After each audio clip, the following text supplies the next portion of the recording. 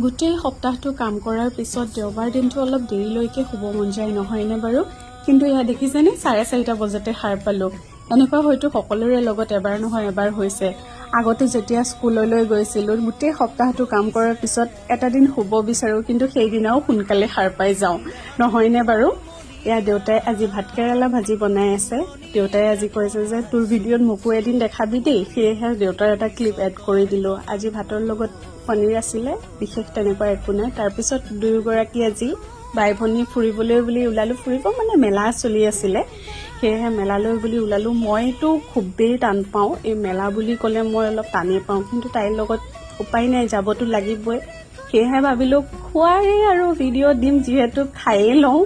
এয়া পুচকা খালোঁ, তাৰপিছত স্পাইৰেল পটেটো খালোঁ। এয়াই আছিল আজি ভিডিঅ'টো, বিশেষ তেনেকুৱা একো নাই।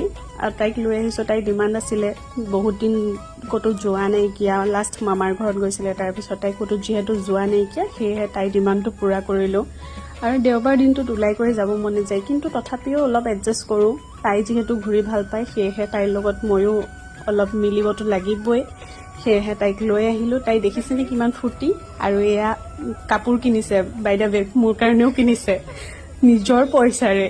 কিমান সুখৰ কথা, বহুত ভাল লাগে যেতিয়া তাই নিজৰ পইচাৰে মোক কিবা এটা দিয়ে। মইতো তাইক দিওঁৱেই, কিন্তু তাই যেতিয়া দিয়ে সেই অনুভৱটো বহুত বেলেগ হয়, সেইটো ভাষাৰে বুজাব নোৱাৰি।